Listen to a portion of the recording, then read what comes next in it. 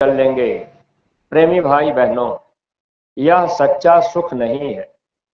यह तो एक तरह से जब तक ये शरीर है तब तक अच्छा खाना कपड़ा मकान हम लोगों के काम आता है।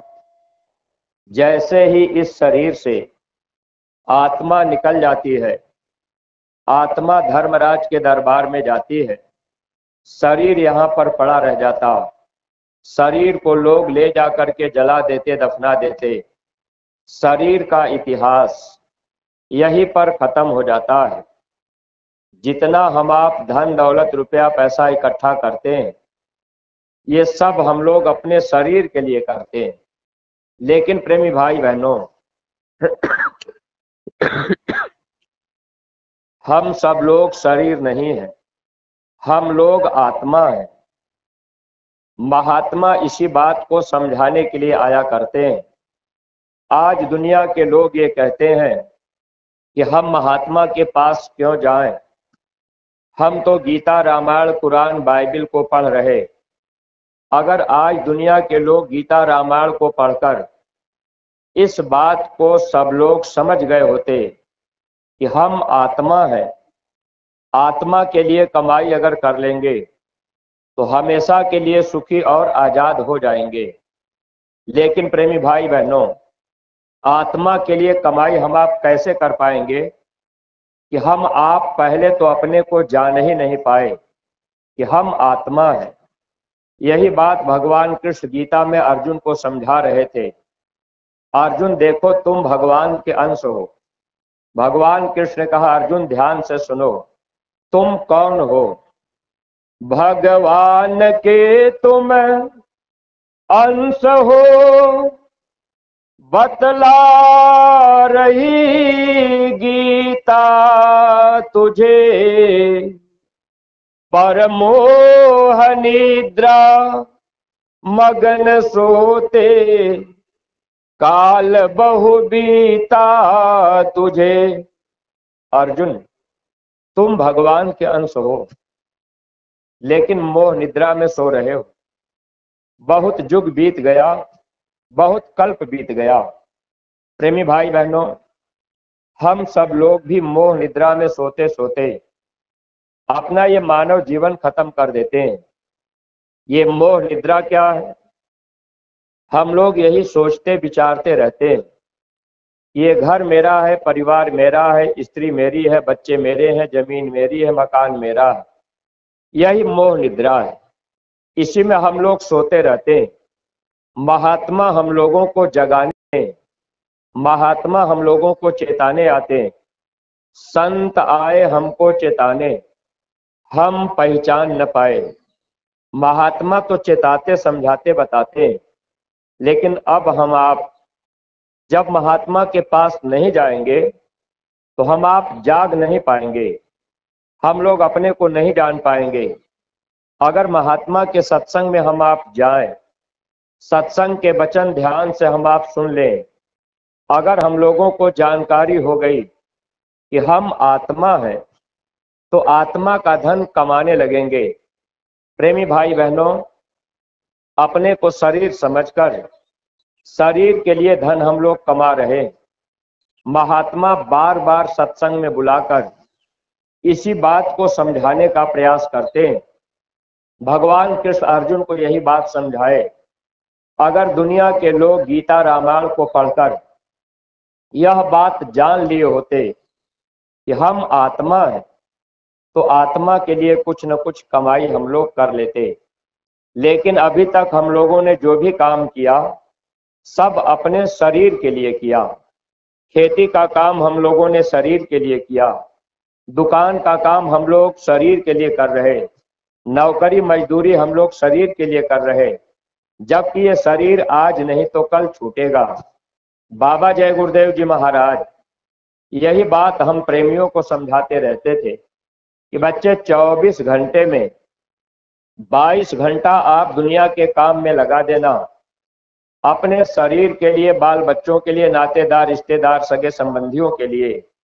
लेकिन घंटा 2 घंटा समय निकालकर इसी मनुष्य मंदिर में बैठकर ये आत्मा चेतन है परमात्मा चेतन है, चेतन से चेतन का भजन किया जाता है।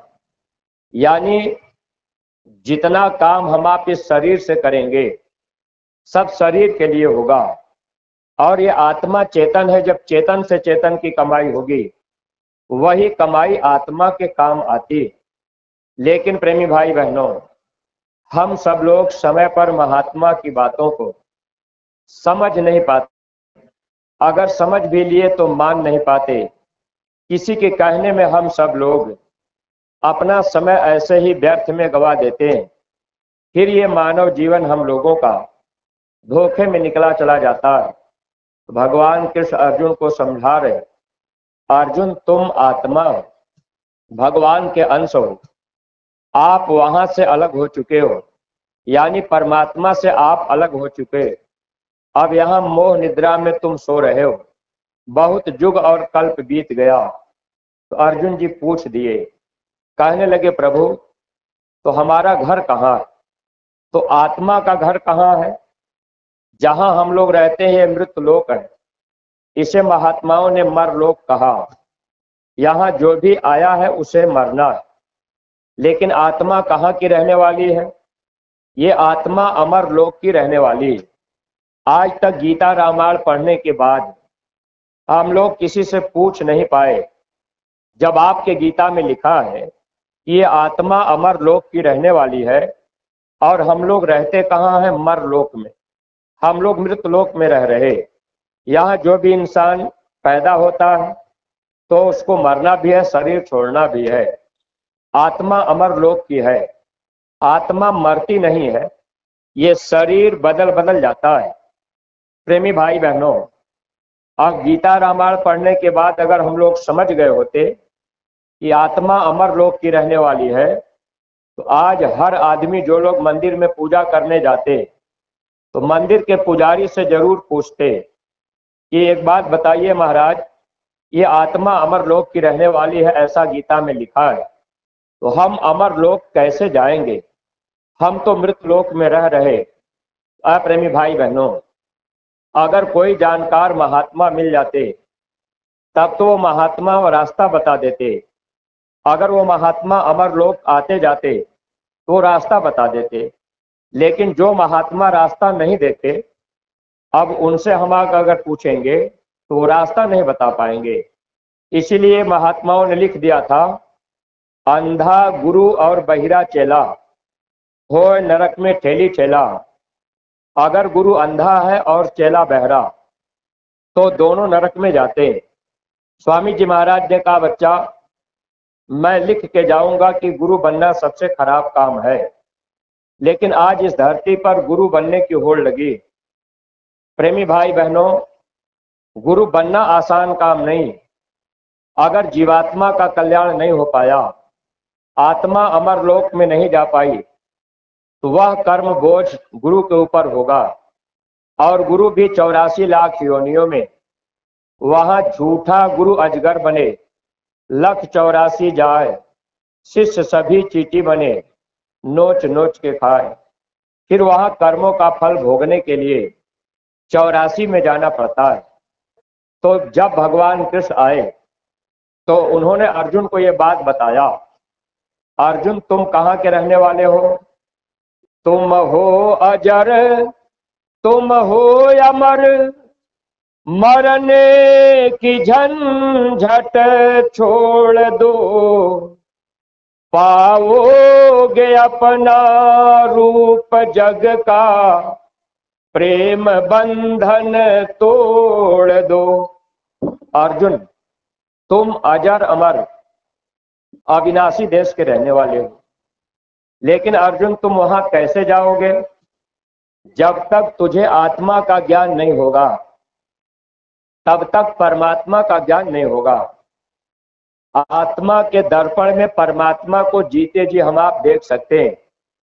गांव के प्रेमी भाई बहनों, ऐसे भेदी कोई महात्मा अगर मिल जाए तो आप उनकी तलाश कर लीजिएगा, जो महात्मा आत्मा के दर्पण में परमात्मा को जीते जी दिखाने का रास्ता बता दें या बैठा करके दिखा दें।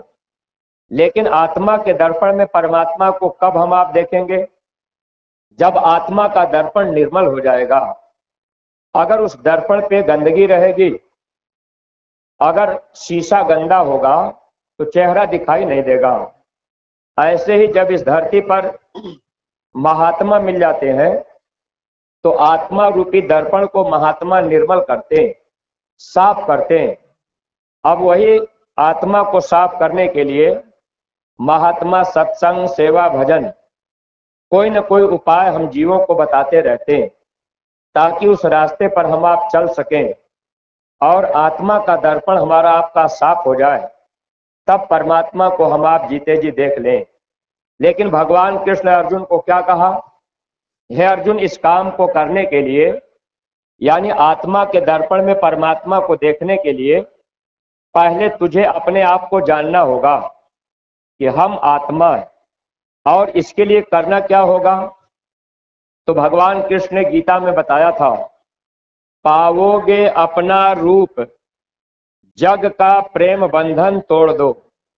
अर्जुन, अगर तुम अपने आप को जानना चाहते हो, अपनी आत्मा को देखना चाहते हो, उसी आत्मा के दर्पण में परमात्मा से मिलना चाहते हो, तो इसके लिए एक काम केवल करना होगा।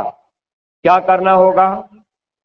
अपना रूप अगर पाना है तो ये जग का जो प्रेम बंधन है, संसार का बंधन, प्रेम खत्म करना पड़ेगा।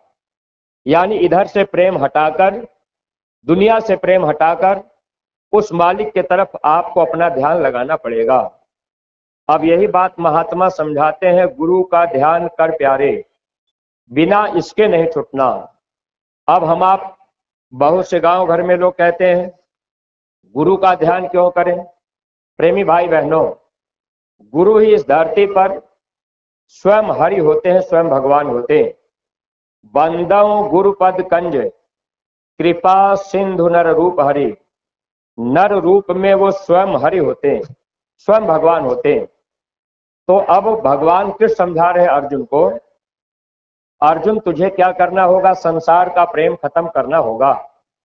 सत्संगी प्रेमी भाई बहनों, अगर गुरु महाराज हम लोगों से कह देते कि बच्चा मैं नाम दान दे रहा हूं और तुम नातेदारी, रिश्तेदारी, सगे संबंधी, घर परिवार, स्त्री बाल बच्चों को छोड़ देना और तुम अपना ध्यान इधर की तरफ कर लेना, संसार से मन हटा लेना, तो क्या हम आप गुरु महाराज के चेला बनते? भगवान कृष्ण ने तो साफ कह दिया था कि संसार का प्रेम अर्जुन तुझे तोड़ना पड़ेगा। हालांकि इशारा तो गुरु महाराज ने भी किया, लेकिन प्रेमी भाई बहनों, महात्मा की बातों को हम आप जल्दी समझ नहीं पाते। स्वामी जी महाराज ने क्या कहा था? जगत के जाल से हटना, यही मर्दानगी करना। हे इंसान, आप थोड़ा संसार के जाल से हटना। स्वामी जी महाराज ने इतना तक कह दिया, का बच्चा 22 घंटे तो दुनिया के काम में लगा लेना, 1 घंटा सुबह और 1 घंटा शाम इसी मनुष्य मंदिर में बैठकर आप अपनी आत्मा के लिए कमाई कर लेना। रास्ता मैं बता देता हूं। तो जो भी प्रेमी भाई बहन हम लोग गुरु महाराज के पास गए, गुरु महाराज ने हम लोगों को रास्ता बता दिया। अब रास्ता हम लोगों को मिल गया, लेकिन अब हम आप विचार करें, क्या हम लोग गुरु महाराज की बात को मान पा रहे? स्वामी जी महाराज ने 2 घंटे के लिए कहा, शाम को, और 1 घंटा सुबह, 1 घंटा शाम, बाकी समय दुनिया के काम काज में। गुरु महाराज ने कहा, इसके लिए आपको साधु नहीं बनना है, आपको कपड़ा नहीं बदलना है, जंगल में नहीं जाना है, आप अपने घर परिवार में रहना, बाल बच्चों की, माता पिता की सेवा करना, आए गए की सेवा करना। क्योंकि संसार में जहां हम लोग रहते, यह कर्म प्रधान देश है और लेना देना कर्मों का भोगना होता है। इसको महात्मा पूरा कराते। अगर महात्मा घर परिवार छुड़ाकर जंगल में भेज दें, माता पिता का जो लेना देना कर्म कर्जा है, वह कर्जा चुकता कैसे होगा? इसलिए सत्संगी प्रेमी भाई बहनों, स्वामी जी महाराज हम लोगों को एक तरह से सुविधा और सरलता दे दिए, जबकि गीता रामायण ये बताती है कि संसार का प्रेम आप खत्म करेंगे तब उस परमात्मा को पाएंगे। इसी बात को लोग पढ़ करके कितने लोग साधु बन गए, घर परिवार छोड़ दिए, जंगलों में जाके रहने लगे। अगर महात्मा मिलते तो महात्मा सच्ची बात को समझाते। मनुष्य मंदिर ही परमात्मा का बनाया मंदिर है, और इसी मनुष्य मंदिर में परमात्मा अंदर में मिलेंगे, बाहर में नहीं मिलेंगे। और इसके लिए घर परिवार नहीं छोड़ना होता। लेकिन अब मनुष्य मंदिर के अलावा जब महात्मा नहीं मिले, तब हम लोगों ने बाहर में मंदिर बनाई, और बाहर में हम आप परमात्मा को पाने की कोशिश करने लगे। लेकिन प्रेमी भाई बहनों, हम सत्संगी प्रेमियों का ये सौभाग्य है कि हम लोगों को गुरु महाराज मिल गए। परमात्मा को कभी भी हम आप बाहर नहीं पा सकते। वो कहाँ मिलेंगे? अंदर में मिलेंगे। और कब मिलेंगे? बुढ़ापे में नहीं मिलेंगे। अगर कोई कहे कि हम बुढ़ापे में भजन करेंगे, भगवान की पूजा हम चौथेपन में करेंगे, तो गांव के प्रेमी भाई बहनों, यहाँ धोखा हो सकता है। चौथेपन में भजन करने के लिए लिखा तो गया, लेकिन कब के लिए लिखा गया? जब राम राज्य था तब के लिए। राम राज्य में ऐसा नियम था, पहले बाप मर जाता था तब बेटा मरता था। राम राज्य में पहले बड़ा भाई मरता था तब छोटा भाई मरता था। राम राज्य में लोग अपनी उम्र पूरी करने के बाद तब मरते थे। उस समय के लिए लिखा गया था कि हे इंसान, आप चौथेपन में भजन कर लेना। लेकिन अब कलयुग है। गीता में लिखा है परिवर्तन संसार का नियम है। इस संसार की हर चीजें बदलती रहती हैं। जहां हम लोग रहते हैं ये परिवर्तनशील संसार है। तो प्रेमी भाई बहनों, अब हम आप ये सोचें कि भाई हम भगवान को बाहर में पा लेंगे, बुढ़ापे में पाएंगे। तो महात्मा किताबों में लिखे थे समझने के लिए। कबीर साहब ने लिख दिया, है इंसान, ये कलयुग में अकाल मृत्यु है। अभी बाप जिंदा है तब तक बेटा चला गया, अभी बड़ा भाई जिंदा है तब तक छोटा भाई चला गया, अब चौथापन आया ही नहीं तब तक शरीर छूट गया। अगर हम आप महात्मा के पास नहीं जाएंगे, सत्संग नहीं सुनेंगे, सच्ची बात को नहीं समझेंगे, जीवन धोखे में जाएगा।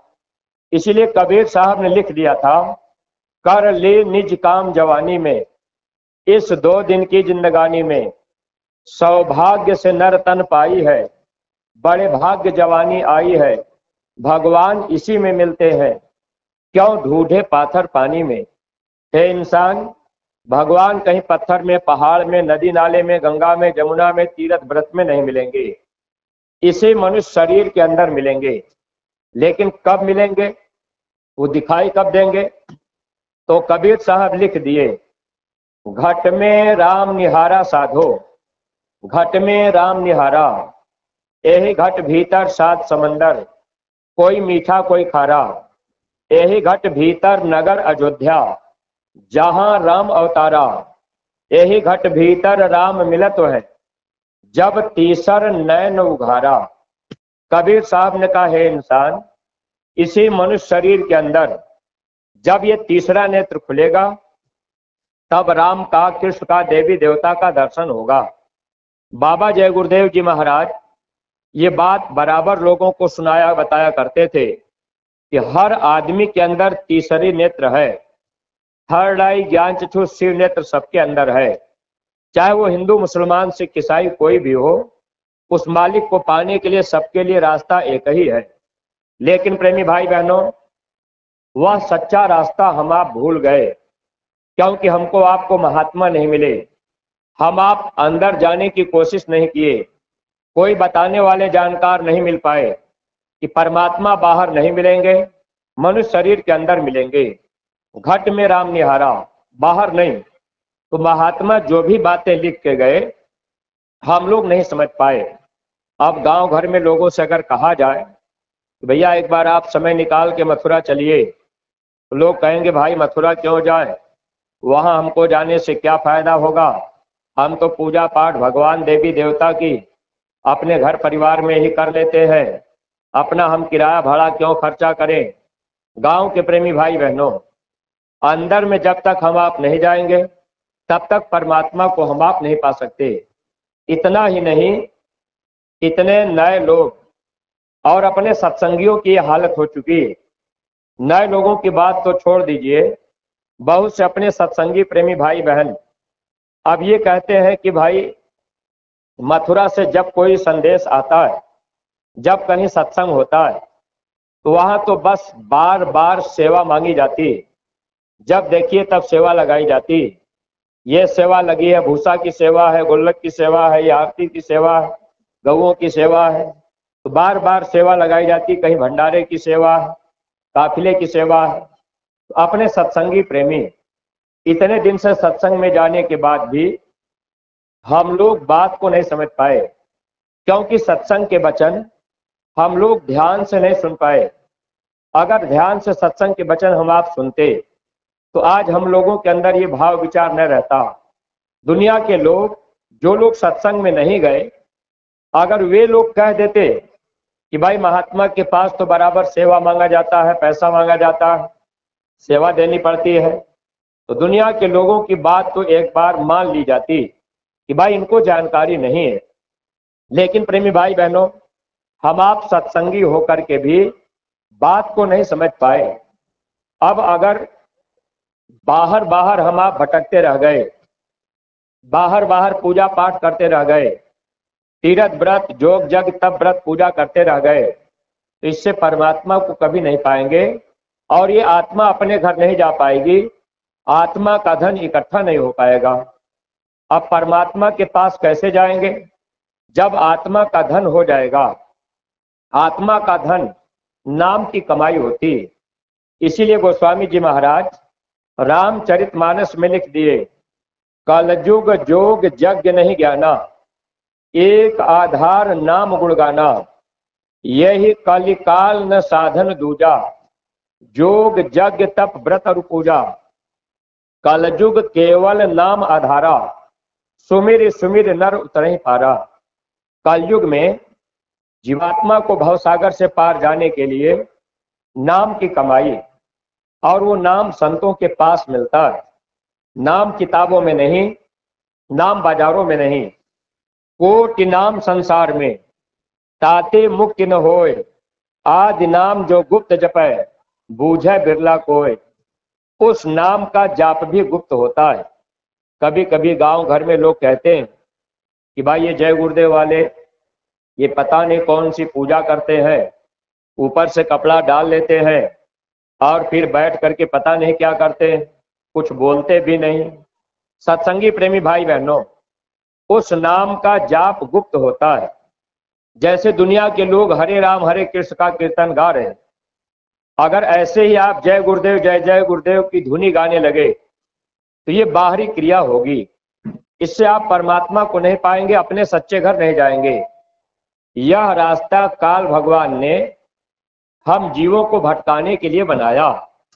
ये जीव बाहर बाहर भटकते रहेंगे तो ये अंदर में जा नहीं पाएंगे, दरवाजा खुल नहीं पाएगा, ये आत्मा अपने घर नहीं जा पाएगी।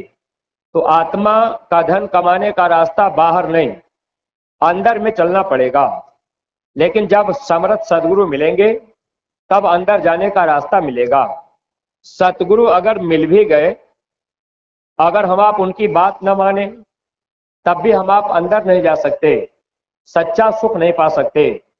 इसी धरती पर राजा जनक का नाम आप लोगों ने सुना है। एक बार राजा जनक अपनी सभा में सबको इकट्ठा किए, बड़े बड़े विद्वान आए।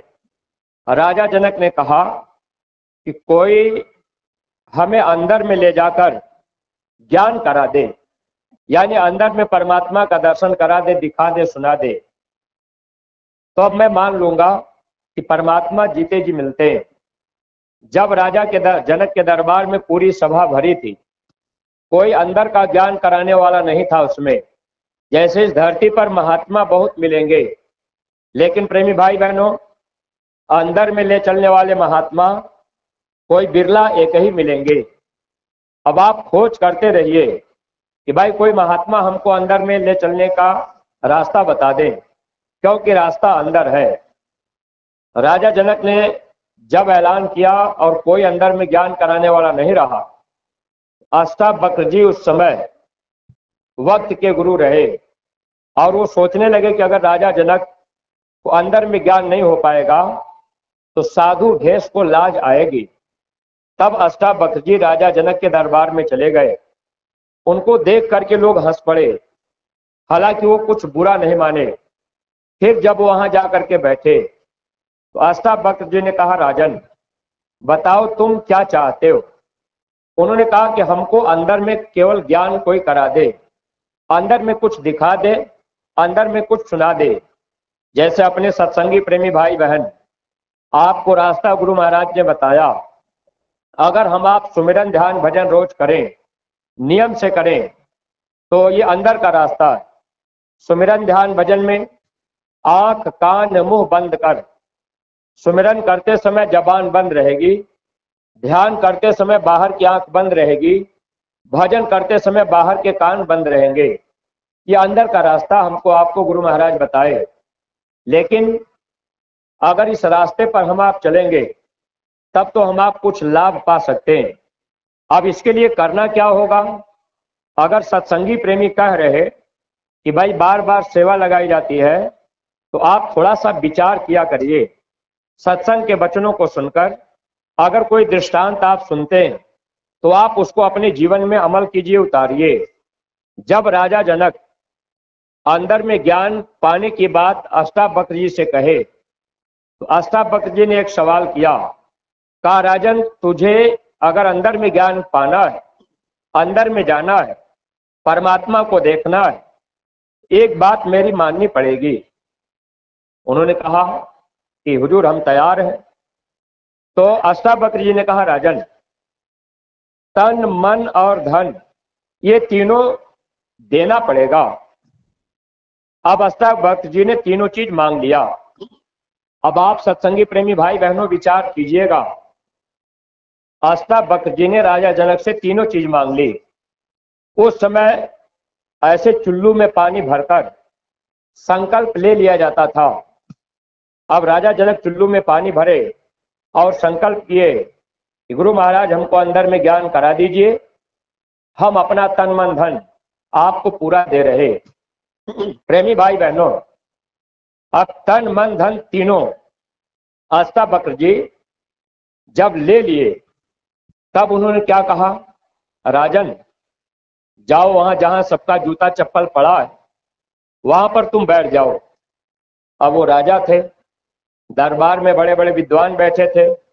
अब उनके मन में एक अहंकार भी आया कि राज्य मेरा है, धन वैभव मेरा है और हम राजा हैं, अब हम सबके जूता चप्पल में बैठे। तो राजा जनक के अंदर थोड़ा सा अहंकार आया तो उनके गुरु ने याद दिला दिया, राजन अब ये तन तेरा नहीं, अब तुम राजा नहीं हो, अब तूने मुझे ये तन दे दिया है। मैं कह रहा जाओ वहां सबके जूता चप्पल में बैठो। राजा जनक उठे और जा करके सबके जूता चप्पल जहां पड़े थे वही बैठ गए, क्योंकि वो तन मन धन तीनों दे चुके थे। आज हमारी आपकी क्या हालत है? थोड़ी बहुत अगर सेवा हम आप दे दिए, भंडारे में खर्च कर दिए, अब हम आप कहते कि रोटी हमको नहीं मिली, भोजन हमको नहीं मिला, हम आप अंदर में जा पाएंगे? प्रेमी भाई बहनों, जब राजा जनक ने अपना तन दिया और जूता चप्पल में बैठे तो उनका मन रानी की तरफ गया कि रानी वहां बैठ करके कहीं खिड़की से देख रही होंगी कि मैं राजा हूं, जूता चप्पल में बैठा हूं। तो जैसे ही राजा जनक का मन रानी की तरफ गया, गुरु अष्टावक्र जी ने कहा, राजन ये मन तूने मुझे दे दिया है, अब इस मन को रानी की तरफ न ले जाओ। प्रेमी भाई बहनों, उन्होंने सब कुछ दिया था, तन और मन धन तीनों दिया था। हम लोग तो थोड़ी बहुत सेवा दे रहे, कभी नहीं दे रहे, उसमें भी इतनी लड़ाई झगड़ा, हम लोगों का क्या होगा? आखिर 10 साल 20 साल से सत्संग सुन रहे, अगर वचनों को हम आप नहीं पकड़े और अपने अंदर दीनता नहीं आई तो नुकसान तो अपना होगा। फिर हम आप कैसे अपने घर जा पाएंगे? जन्म मरण की पीड़ा में फिर वहां दुख पाना पड़ेगा। महात्मा इससे बचाने आते हैं।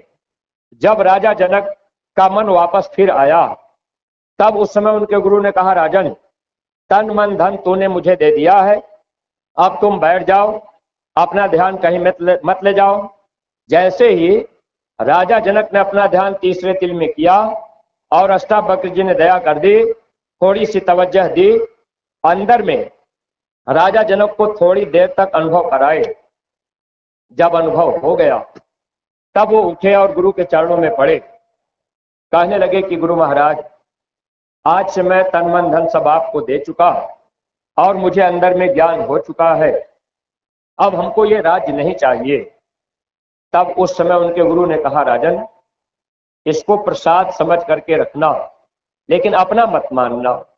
असत्संगी प्रेमी भाई बहनों, आज हम आप विचार नहीं कर पाए, ऐसे समर्थ सदगुरु हम लोगों को मिल गए, अंदर में चलने का रास्ता गुरु महाराज ने हम लोगों को दे दिया, नाम दान हम लोगों को गुरु महाराज दे दिए। भाई सीटी न दे, थोड़ा सही करिए। प्रेमी भाई बहनों, नाम दान तो हमको आपको मिल गया। स्वामी जी महाराज ने हम लोगों से क्या कहा? 2 घंटे का समय मांगा, 1 घंटा सुबह और 1 घंटा शाम। शाम को स्वामी जी महाराज ने कहा था कि बच्चे अपने अपने घरों में, अपने अपने गांव में सब लोग सामूहिक भजन करना। शाम को अपने गांव में एक जगह इकट्ठा होकर 1 घंटे के लिए सुमिरन ध्यान भजन करना। आप जो हसुआ ब्लॉक के सत्संगी प्रेमी भाई बहन है, अच्छा कितने लोगों के गांव में सामूहिक भजन हो रहा? ऐसे प्रेमी हाथ उठावे कि हमारे गांव में सामूहिक भजन होता है। किसी गांव में नहीं हो रहा। विचार कीजिए, क्योंकि हम लोग विद्यार्थी, अगर हम लोग विद्यालय में पढ़ने जा रहे हैं, मथुरा जा रहे हैं, नाम लिखा लिए, अगर अध्यापक की बात, गुरु की बात हम आप नहीं मान रहे, तो हमारा आपका क्या होगा? कभी हम आप इस पर विचार नहीं कर रहे। सामूहिक ध्यान भजन का आदेश गुरु महाराज दिए। जब आदेश हुआ तो लगभग सब गांव में हम लोग सामूहिक भजन करते रहे। अब मन ने धोखा दिया, क्योंकि ये मन आत्मा का दुश्मन है। स्वामी जी महाराज बताते थे, जहां माताएं बहनें विद्या लगाती भाई लोग चंदन, यहाँ पर ये 2 पंखुड़ी का कमल है। बाएं तरफ मन का निवास, ये बायां अंग काल का होता है, अशुद्ध माना जाता है, और दाहिनी तरफ आत्मा का निवास, ये दाहिना अंग दयाल का होता है, ये शुद्ध माना जाता है। आत्मा अलग है, मन अलग है। अगर मन की बात हम आप मानेंगे तो हम लोग काल के जीव रहेंगे। इस बात को आप अच्छी तरह से समझ लीजिएगा। स्वामी जी महाराज कहते थे, सत्संग में काल के भी जीव रहते हैं। प्रेमी भाई बहनों, अगर सामूहिक भजन हम आप नहीं कर रहे तो मन की ही तो बात मान रहे, गुरु की बात हम आप कहाँ माने? अगर गुरु की बात हम आप मानते तो सामूहिक भजन हम आप जरूर करते। अगर न गांव में करने जाते तो मोहल्ले में अपने कर लेते, न मोहल्ले में कर पाते, अपना घर मकान कहीं खेत में बना लेते, तो वहां पति पत्नी बहू बेटा परिवार में जितने लोग हैं एक साथ बैठ जाते। अगर 1 से 2 हो गए तो आपका भजन सामूहिक माना जाएगा। आप प्रेमी भाई बहनों, गुरु के वचनों पर हम आप ध्यान नहीं दे पाए, इसलिए आप लोगों से मेरी ये प्रार्थना है कि आप लोग शाम को सामूहिक भजन किया करिए। अपने बहू को, बेटे को, माता पिता पति पत्नी, परिवार में अगर 4 लोग हैं तो 4 लोग ही बैठ जाइए। मोहल्ले में 4 सत्संगी हैं, 4 घर, तो शाम को एक जगह बैठ जाइए। आज इनके घर, कल उनके घर, रोज रोज सामूहिक कर लीजिए। प्रेमी भाई बहनों, यही हमारे आपके काम आएगा और यही भजन की कमाई होगी, यही आत्मा का धन होगा। आत्मा का धन होगा तो आत्मा के अंदर शक्ति आएगी। जैसे आपने शरीर का धन कमा लिया, आपके पास गाड़ी घोड़ा हो गई, अच्छा मकान हो गया, फौज फाटा बंदूक आपके पास हो गया, अब आप अच्छा खाना अच्छा कपड़ा पहन रहे, तो लोग कहते हैं कि भाई ये जो है बड़े धनी मानी बलवान आदमी है। तो ऐसे लोगों से जल्दी कोई टकराना नहीं चाहता। जिसके पास सब कुछ हो उससे लोग डरते हैं, उससे टकराते नहीं। और कोई गरीब आदमी हो, उससे झगड़ा लड़ाई करना हो तो उसको लोग ऐसे बात बात में ही उससे झगड़ा कर लेंगे। कोई बड़ा आदमी हो, बलवान हो, तो उससे कोई झगड़ा लड़ाई जल्दी नहीं करता। प्रेमी भाई बहनों, आत्मा दाहिने तरफ और मन बाएं तरफ। हम लोग आत्मा है, आत्मा की शक्ति लेकर के ये मन काम कर रहा है। महात्मा जब आते हैं तो महात्मा क्या कराते हैं? भक्ति कराते हैं।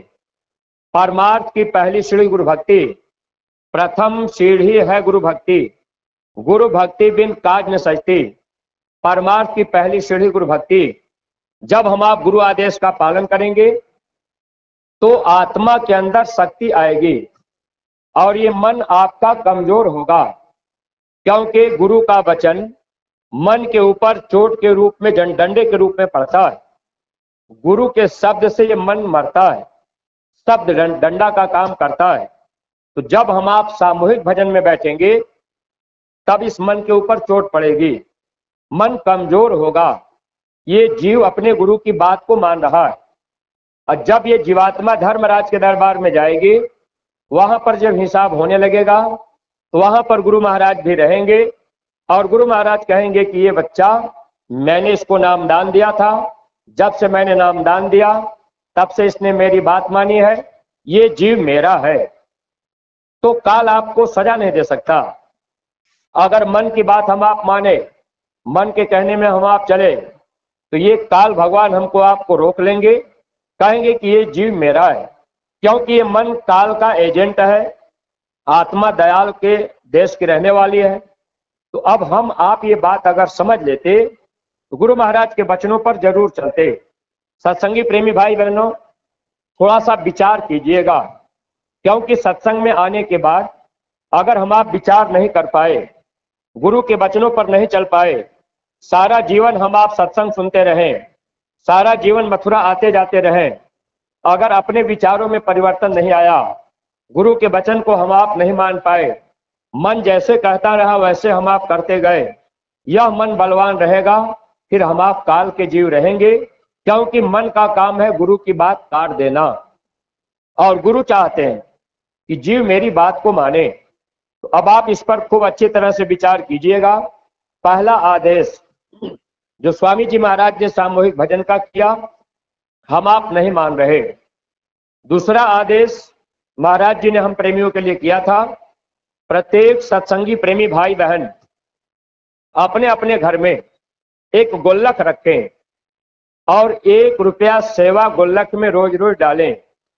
ऐसा आदेश सन 2020 में हुआ था, ये सन 2024 चल रहा है। प्रेमी भाई बहनों, अब आप इस पर अच्छी तरह से विचार कीजिए।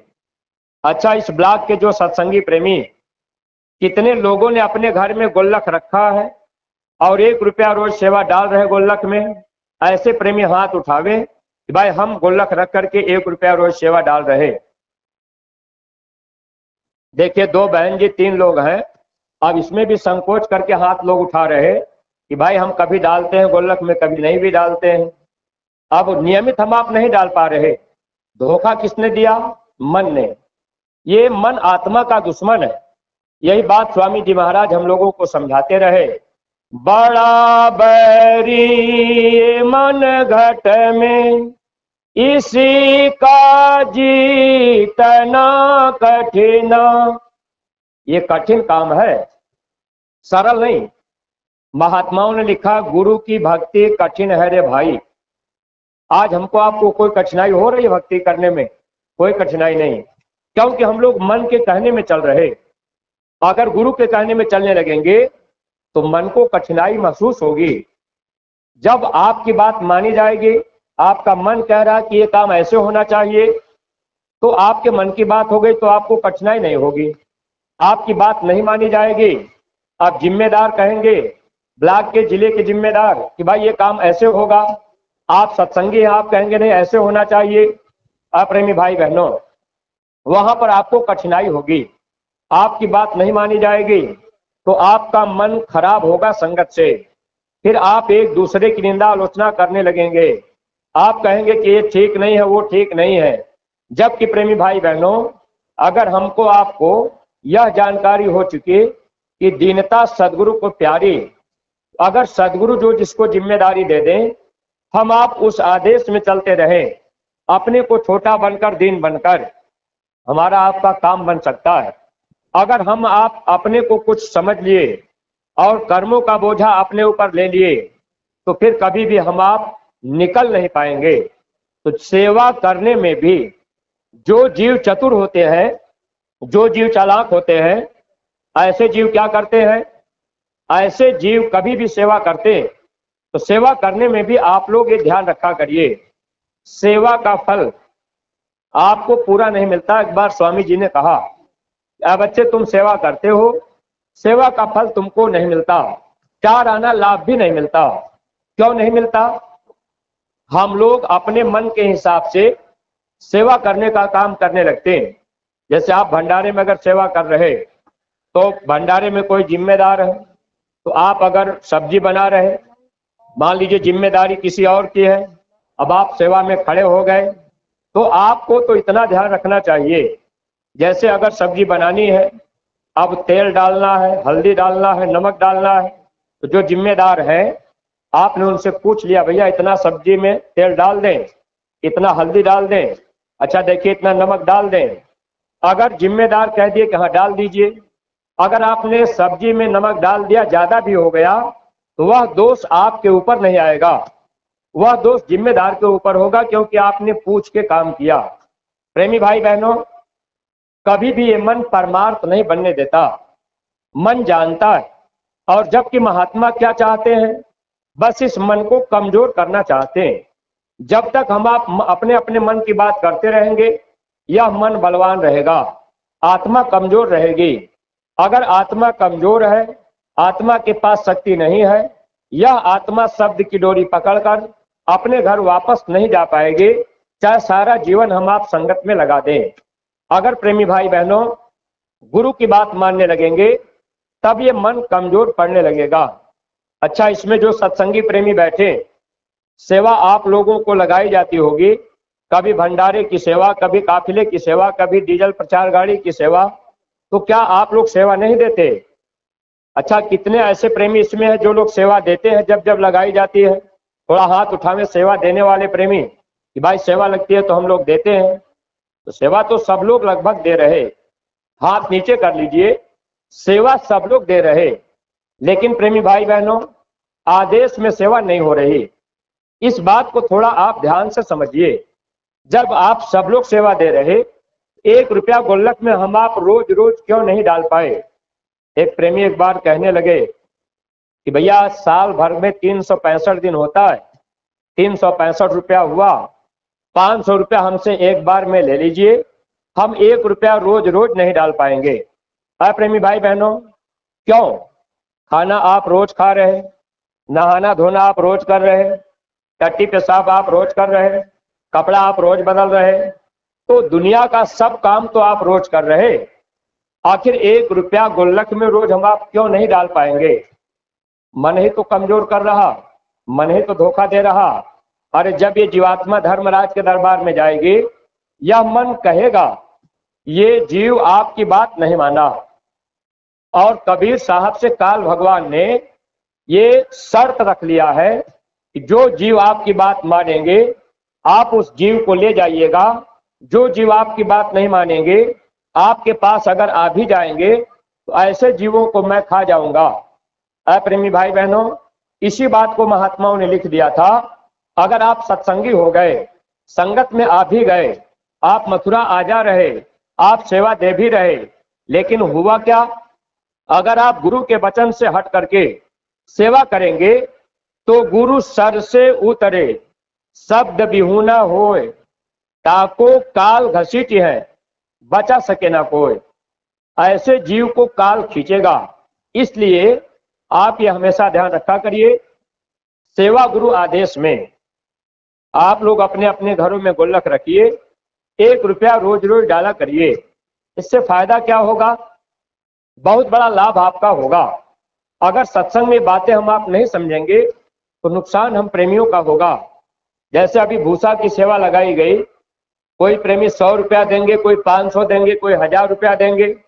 अब आपने 500 रुपया दे दिया, आपने अपना नाम लिखवा दिया, पत्नी का नाम उसमें नहीं लिखा गया, बच्चे का नाम नहीं लिखा गया, बहू का नाम नहीं लिखा गया, जबकि आपके परिवार में 4 सत्संगी है।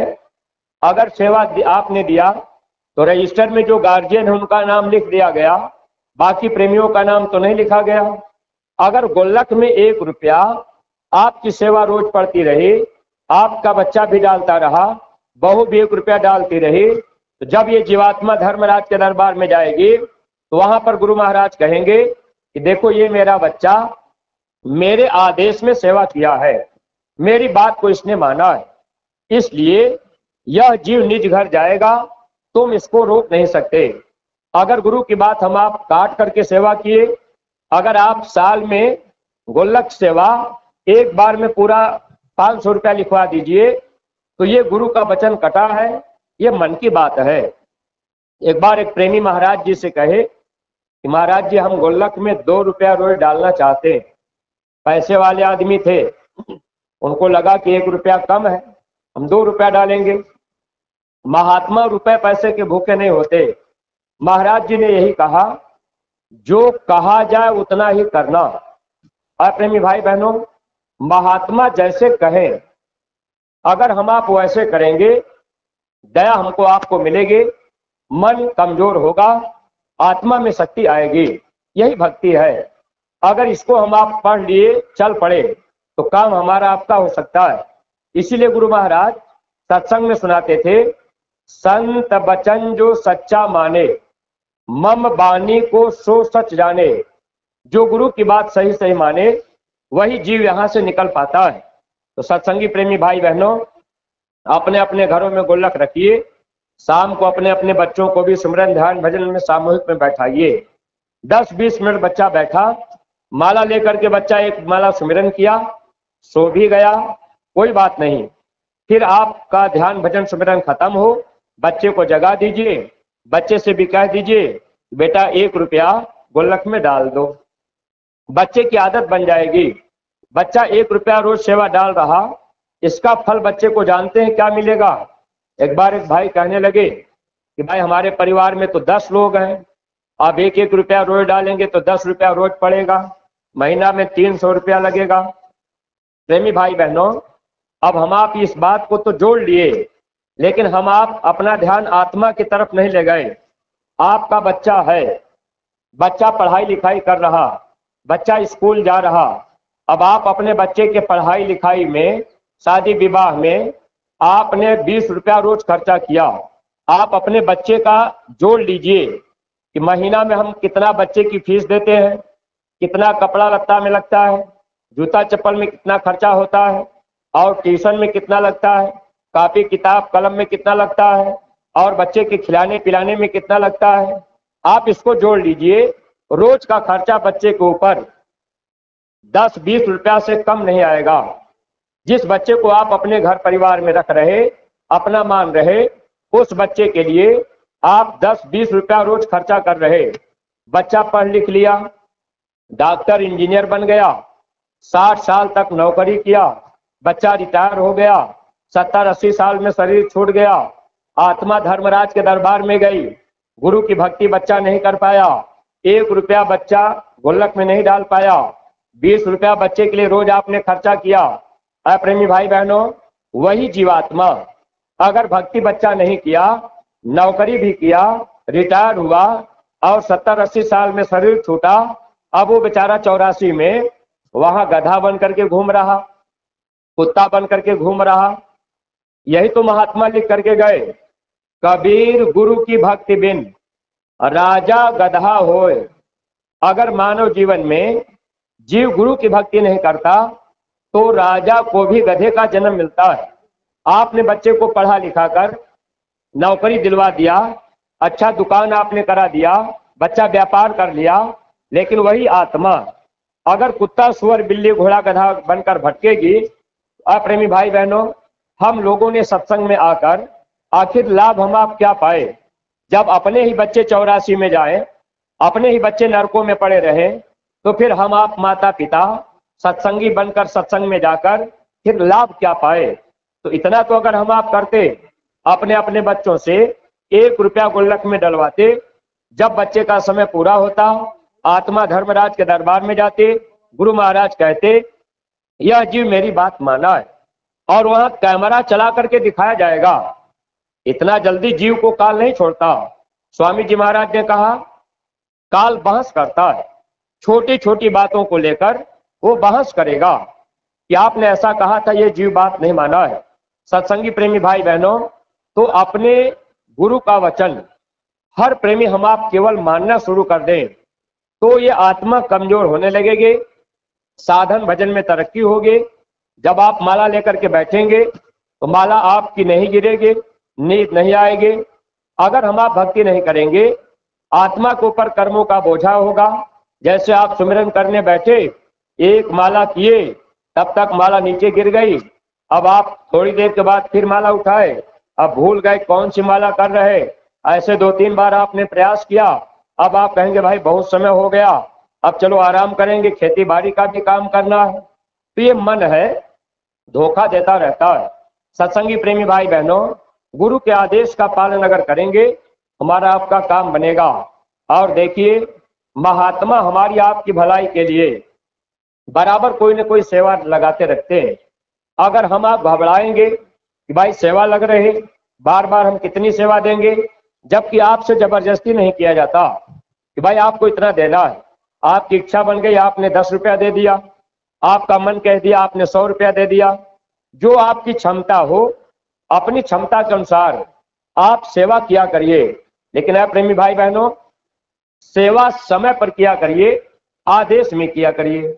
जो भी सेवा आप दीजिए तो आप लोग अपने अपने न्याय पंचायत के जो जिम्मेदार बनाए गए, उनके रजिस्टर में अपनी गुल्लक की सेवा लिखवाइए, भूसा की सेवा रजिस्टर में लिखवाइए, अपना हस्ताक्षर कीजिए।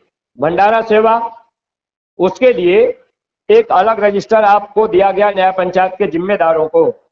जो रजिस्टर मथुरा का है, महाराज जी का फोटो है, स्वामी जी की फोटो है, और वो रजिस्टर की सेवा मथुरा जाती। और जो सादा रजिस्टर है, वह रजिस्टर की सेवा भंडारे में खर्च होती।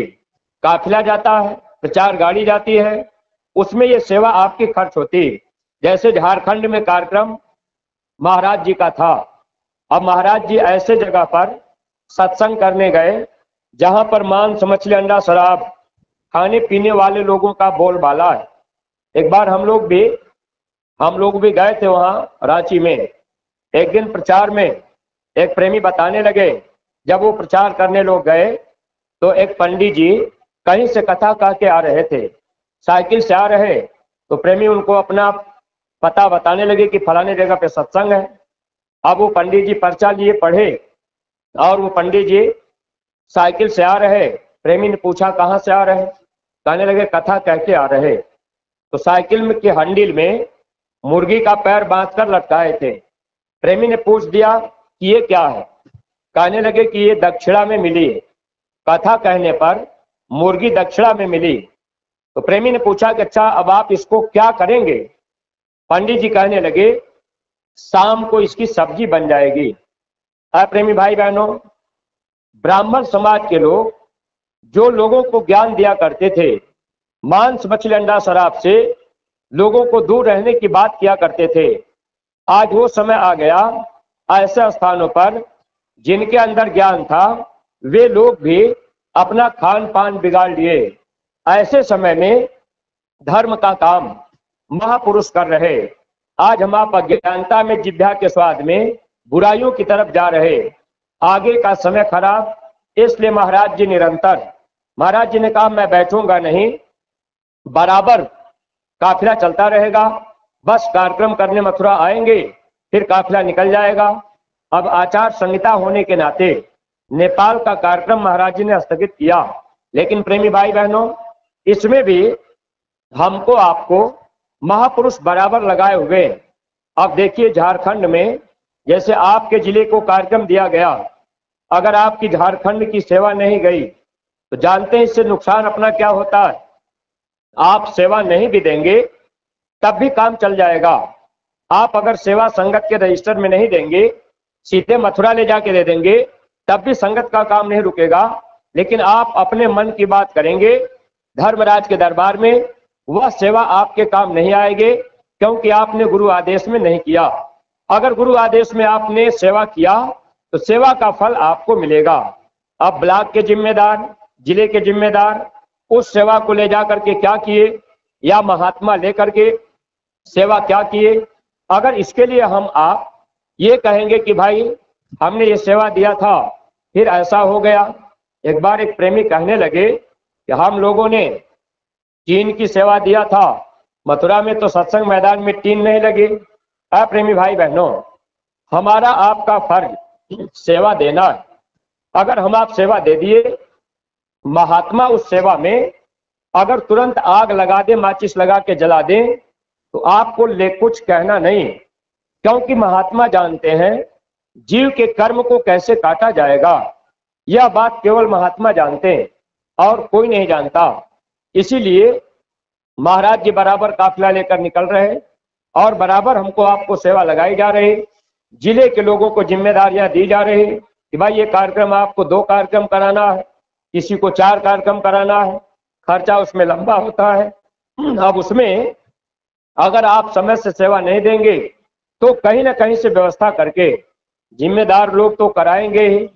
अब बहुत सी बातें आती हैं, लोग ये बात सोचने लगते हैं कि भाई इन्होंने ऐसा कर दिया।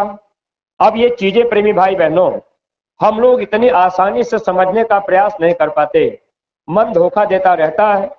एक बार स्वामी जी महाराज काफिला लेकर के गए और गुरु महाराज के काफिले में लोग भारी संख्या में लोग चलते थे, अपने जिले से गाड़ियां करते थे, अपना डीजल पेट्रोल खर्च करते थे और लोग जो है स्वामी जी के साथ काफिला करते थे।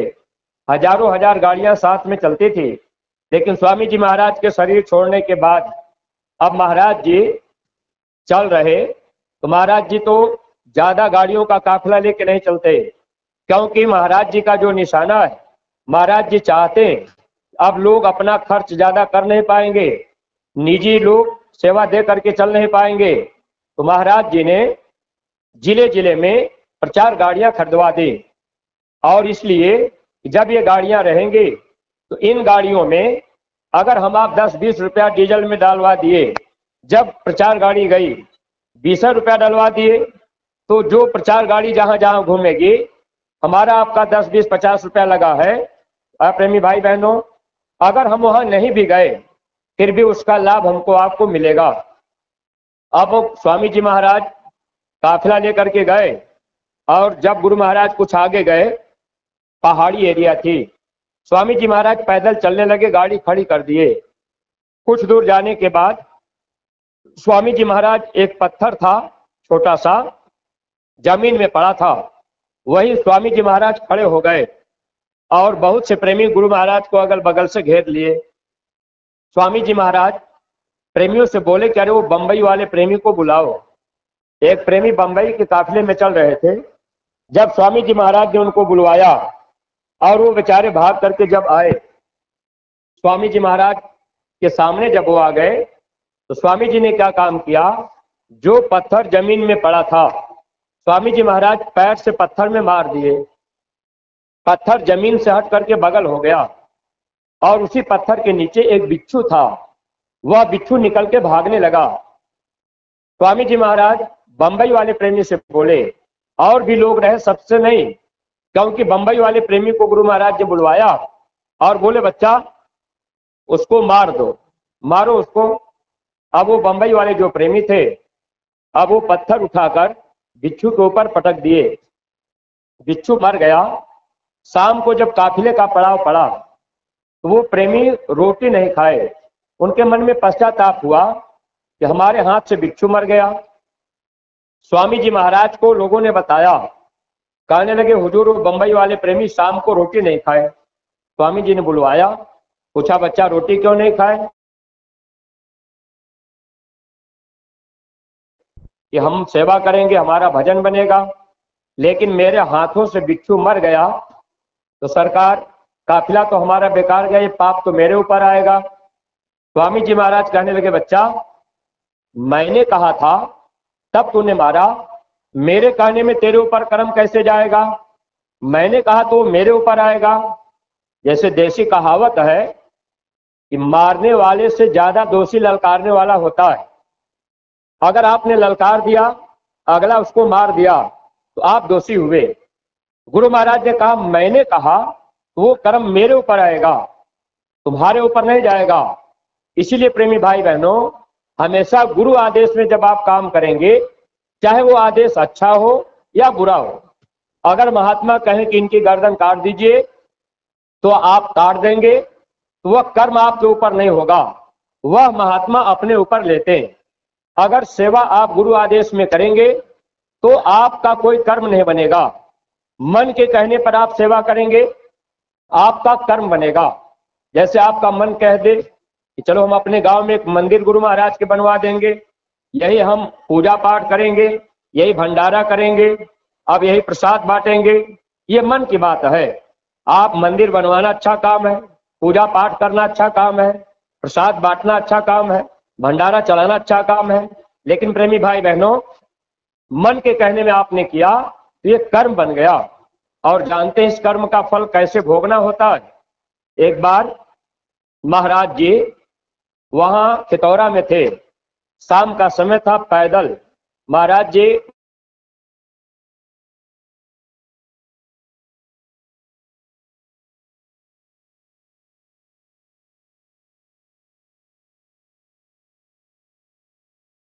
लगे।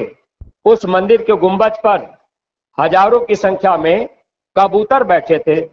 वो कबूतर बैठ के उड़ जाते थे, फिर बैठ जाते थे, फिर उड़ते थे, ऐसे फिर चारों तरफ चक्कर लगा के फिर गुंबज पर बैठ जाते थे। तो इस तरह से वो कबूतर उड़ना बैठना करना किया करते थे। महाराज जी कहने लगे कि देखिए, अगले जन्म में ये बेचारे सब मंदिरों के मठ पुजारी रहे,